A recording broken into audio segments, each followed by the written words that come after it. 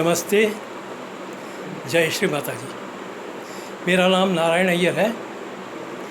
मैं 82 साल की उम्र का हूँ। आज कुछ बात ऐसे करना चाहते हैं उन भक्तों के साथ जो इतने दिन भक्ति करने के बावजूद भी जो उनको रिज़ल्ट मिलना चाहिए, जो उनको उसका फल मिलना चाहिए, फलस्वरूप उस परमात्मा का आशीष मिलना चाहिए, जो वो नहीं मिला, उन लोगों के लिए ये वीडियो है। और ये वीडियो जो है इसे बहुत अच्छी तरह से समझ लीजिए, देख लीजिए और जो मार्ग आपको बताया जाएगा उस मार्ग को अपनाइए। आपका हर चीज़ सफलतापूर्वक, शांतिपूर्वक, सुखमय कटेगा, बीतेगा। अब हम लोग तीर्थ स्थान जाते हैं एक इच्छा के साथ कि उधर जाके वो फलाने तालाब में जाके डुबकी मार के आएंगे या फलाने ईश्वर को जाके देख के आएंगे भगवान को, तो हमारा ये काम हो जाएगा, वो काम हो जाएगा, ऐसा एक सुखी रहेगा, परिवार अच्छा रहेगा। ये एक भावना के साथ जाते हैं। तो परमात्मा के साथ आप जाते हैं, एक भावना के साथ जाते हैं, एक इच्छा के साथ जाते हैं और अपना एक सवाल साथ में लेके जाते हैं कि क्या होएगा क्या।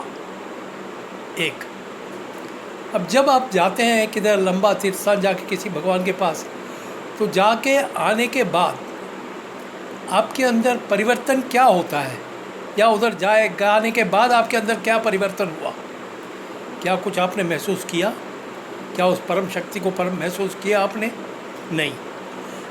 गए, देख के आए, एक आपके अंदर एक सेटिस्फेक्शन रहेगा दिल में कि हाँ भाई चलो हम भी आके ये तीर्थ स्थान आ गए और हमने भी भगवान का दर्शन कर लिया। इतना ही तृप्त आपके दिल में रहेगा, बाकी उसके अलावा और कुछ नहीं रहेगा। और शारीरिक पीड़ा और कष्ट आपको रहेगा ही। अब देखिए, जैसे शिव जी का कोई जप करते हैं तो उनके हृदय में भारीपन रहेगा, या उनको हार्ट का अटैक भी हो चुका होगा, हार्ट का प्रॉब्लम भी रहता है शिव जी। अब कोई अगुरु जो मंत्र बोलना नहीं चाहिए वो मंत्र बोलेगा तो पेट में तकलीफ़ होता है। ऐसा क्यों होता है? उसका कारण है। ये कारण इसके पिछले वीडियो में मैं बता चुका हूँ, तो इधर ज़्यादा समय नहीं लेना चाहता हूँ। तो ये जो है आपका भक्ति करने का जो ढंग और मार्ग है वो सही नहीं है। अब आप क्या कर रहे हैं? वही कर रहे हैं जो आपके दादा परदादा ने किया, आपके माँ बाप ने किया, आप वही कर रहे हैं और आपके बाद आपके बच्चे भी वही करेंगे।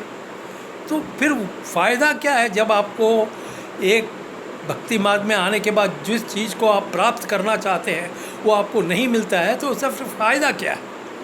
तो हम लोगों ने कई भक्ति की, आप लोगों ने को बहुत भक्ति किया परमात्मा को ढूंढने के लिए।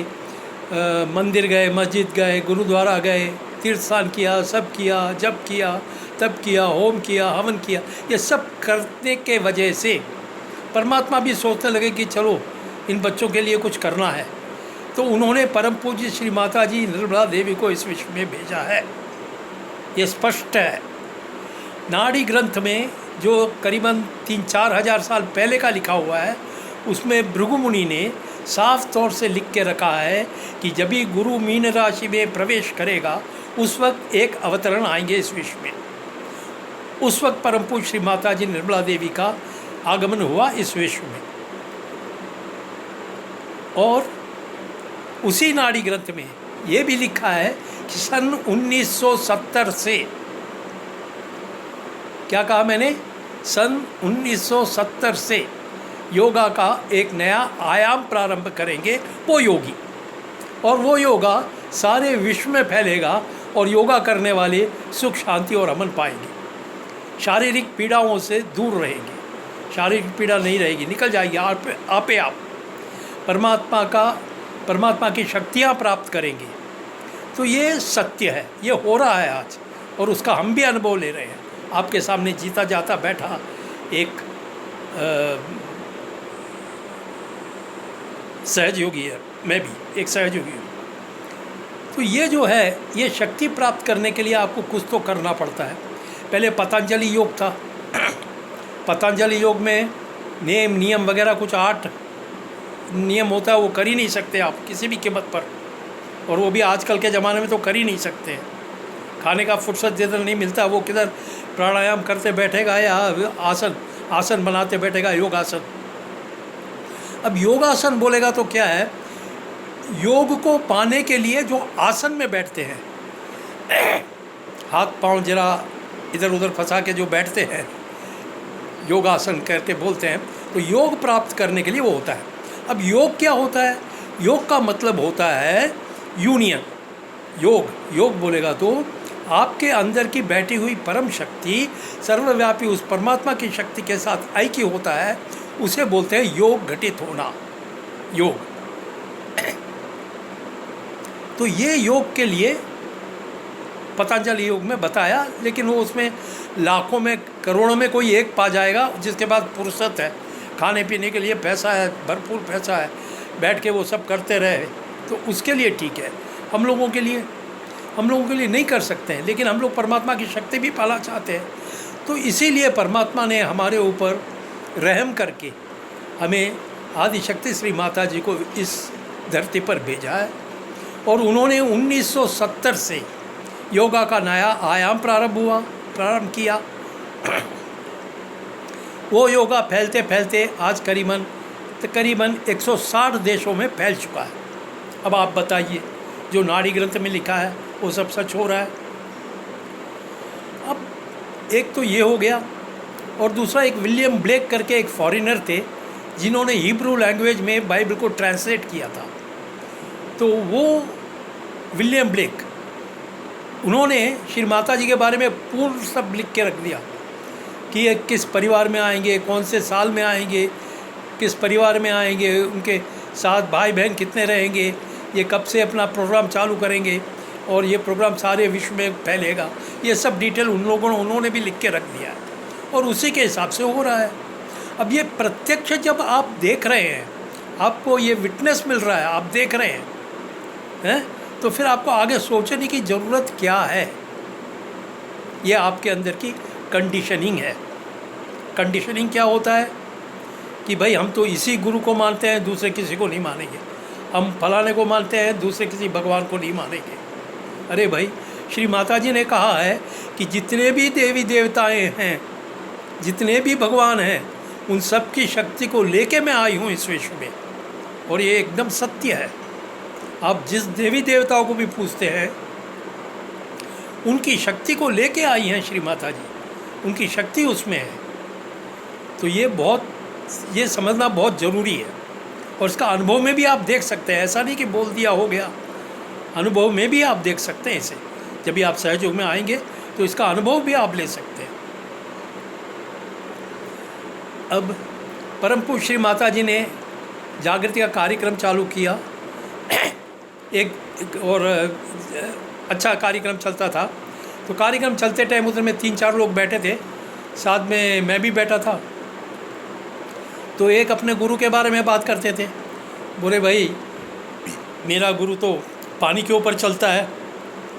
उसने दृश्य दिखाया, मैं देखा मैंने। दूसरे ने कहा कि भाई मेरे गुरु तो आग में चलते हैं। तीसरे ने कहा मेरे गुरु तो पहाड़ के नीचे बैठे रहते हैं और उड़ के ऊपर आकाश ऊपर उठ के ऊपर चोटी पे पहुँचते, पहाड़ की चोटी में। तीसरे गुरु तो हम बैठे थे ऐसे ही, वो लोग मजाक कर रहे थे या क्या मालूम। तो हम बैठे थे ऐसे ही। बोला आपके गुरु? हम बोला आपके गुरु सब है, चोटी पे उड़ सकते हैं, पानी में चल सकते हैं, अग्नि में चल सकते हैं। बोला आप क्या कर सकते हैं? आप तीनों बताइए आप क्या कर सकते हैं। अब हमारे गुरु के बारे में पूछेंगे तो हमारे गुरु ने हमें आत्म साक्षात्कार दिया है, और ये आत्म साक्षात्कार एक साथ 1000 लोगों को बैठा के, एक सहयोगी 1000 लोगों को एक ही टाइम में आत्म साक्षात्कार दे सकता है, उतनी शक्ति दी है श्री माता जी ने हम लोग को। और आत्म साक्षात्कार कौन दे सकता है? आज तक कितने गुरु आए, कितने अवतरण आए, किसी ने दिया है आज तक जागृति, कुंडली शक्ति की जागृति किसी ने किया है? आदि शंकराचार्य जी ने भी नहीं किया। खाली एक गुरु एक शिष्य को दे सकते थे, बस इतना ही। हाँ, जीसस क्राइस्ट ने कुछ 11-12 लोग को दिया है। तो ये जो चीज़ है, ये चीज़ आपके अंदर समा जाती है, यानी परमात्मा की शक्ति आपके अंदर जागृत हो जाती है सहयोग में आने के बाद। अभी हाल ही पुणे प्रतिष्ठान में ऑनलाइन मेडिटेशन चलता है, उसमें नए साधकों के लिए भी रोज़ शाम को 5 बजे उनका क्लास चलता है।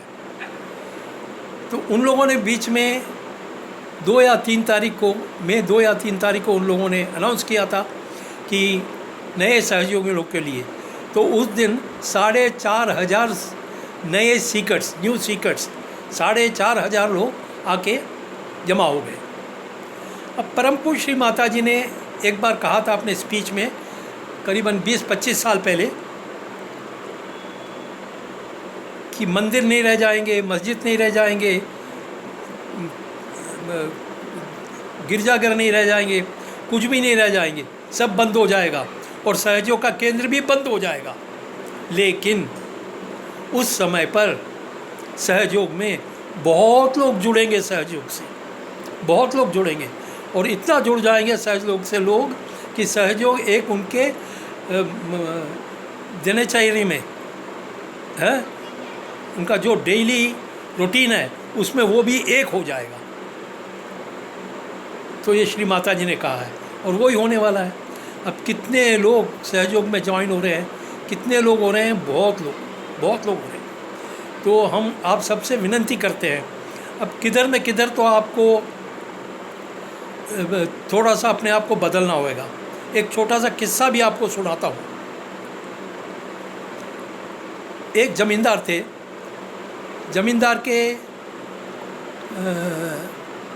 ज़मींदार को दूसरे गांव में जाना था। तो उन्होंने बोला, अपने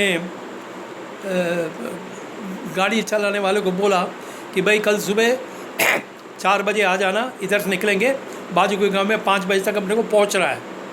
तो उसने बोला ठीक है, आ जाऊंगा।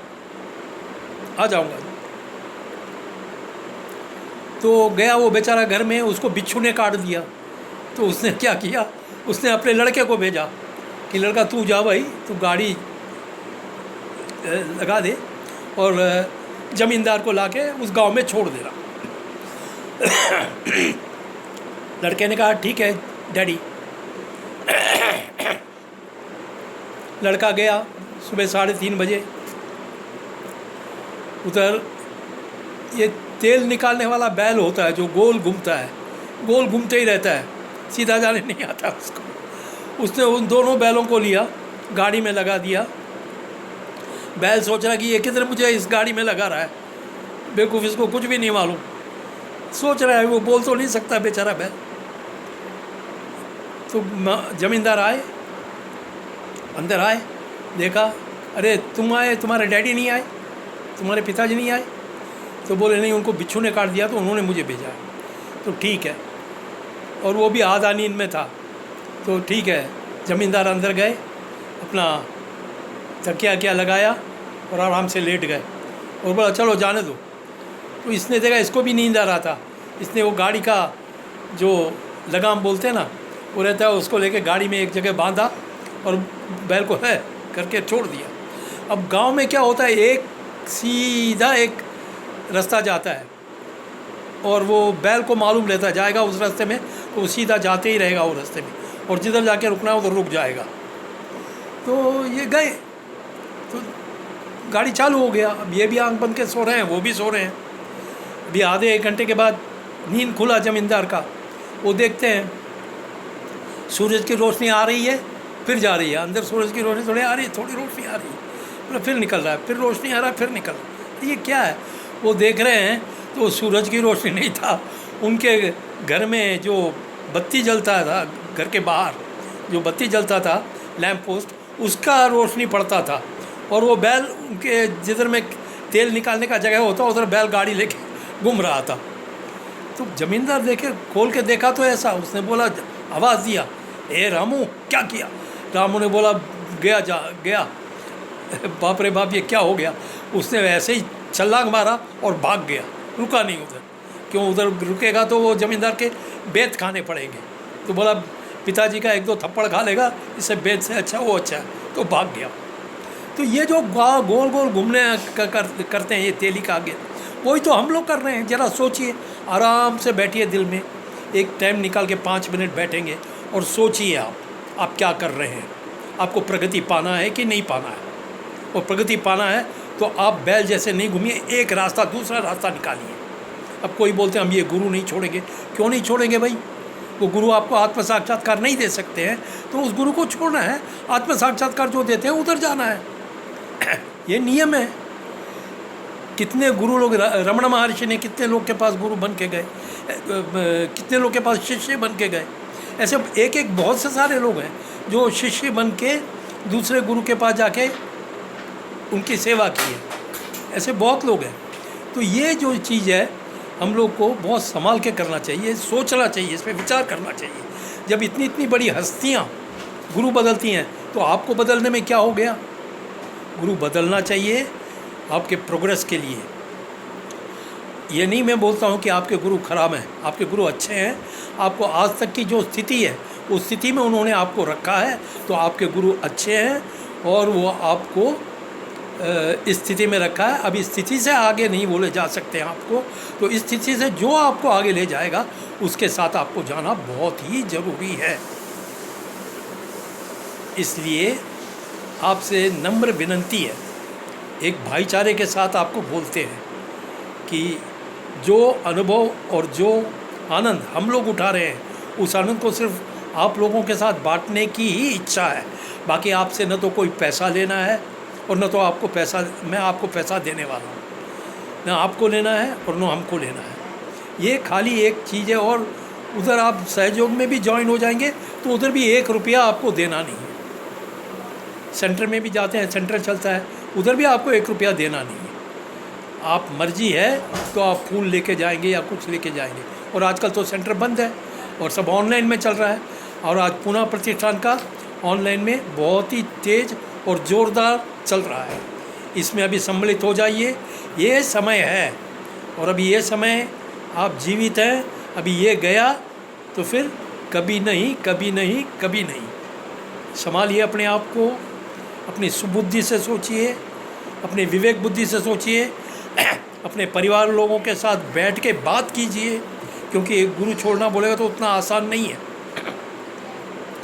तो हमने तो गुरु छोड़ दिया फटाफट। हमने देखा, हम एक मुस्लिम के साथ थे, मुस्लिम हमारे गुरु थे, उन्होंने बहुत कुछ सिखाया, बहुत कुछ सीखा उनके पास से, बहुत पावरफुल थे। उन्होंने बहुत सी आयतें भी दी, उसको हम यूज़ करके उस वक्त बहुत अच्छा लग रहा था। उसके बाद दूसरे गुरु आए हमारे, बदलापुर में रहते थे, उन्होंने भी बहुत अच्छा किया, उनके साथ बहुत प्यार से रहते थे, बहुत एकदम नाना नाना करके बुलाते थे, उनके साथ बहुत प्यार से रहते थे। उनके पास परमिशन लिया, क्यों, वो मेरे गुरु हैं ना, उनके पास जाके परमिशन लिया। उन्हें बोला जाओ जागृति लो, लेकिन किसी अच्छे आदमी के साथ लेना जागृति, और रोज़ ध्यान करना, तुम आगे बढ़ जाओगे, आध्यात्मिक में तुम काफ़ी आगे बढ़ जाओगे। आज वही हालत है। मैं कुछ भी नहीं था और अभी भी कुछ भी नहीं हूँ। आप लोग के सामने सिर्फ बैठा हूँ। मैं अपने आप को कुछ समझता नहीं हूँ। मैं एक मामूली, एक सहयोगी हूँ। श्री माता जी का एक बच्चा हूँ, श्री माता जी का एक शिष्य बोलिए या बच्चा बोलिए या उनका सेवक बोलिए। आपकी सेवा करने के लिए बैठे हैं। तो आपको एक टोल फ्री नंबर देते हैं, उस नंबर पे फ़ोन कीजिए और कल के कल ही आप उसमें शामिल हो जाइए। पुणे प्रतिष्ठान का टोल फ्री नंबर है 180027008000। इस पे फ़ोन कीजिए और आप अपने परिवार के साथ इसमें जुड़ जाइए। ऑनलाइन होने के कारण पूरा परिवार एक साथ में कर सकता है। तो इसमें सम्मिलित होइए और अपने जीवन में प्रगति, सुख, शांति पाइए। और दूसरी खास बात इसमें और एक है, ये बताना भूल गया। ये ध्यान करने से हमारे अंदर थाइमस ग्लैंड है हृदय में, उनका काम है एंटीबॉडीज़ तैयार करना। जब आप ध्यान में बैठते हैं, कुंडली शक्ति उठ के उस जगह पे आती है तो ज़ोर से घूमती है और आपका स्टर्नम बोन से जिधर में आपका वो ग्लैंड है, थाइमस ग्लैंड है, उधर में बहुत ज़ोर से कार्य करती है और उस थाइमस ग्लैंड का कार्य क्या है? एंटीबॉडीज़ तैयार करना। तो बहुत अधिक मात्रा में आपके अंदर एंटीबॉडीज़ तैयार होती है और आप किसी भी बीमारी से बचते हैं। क्या कहा मैंने? किसी भी बीमारी से आप बच जाते हैं। आपके अंदर बीमारी होगी तो निकलना चालू होता है। इसे आप अनुभव में देखिए। बस और कुछ नहीं। नमस्ते और जय श्री माता जी। श्री माता जी आप सब पे कृपा करें। धन्यवाद।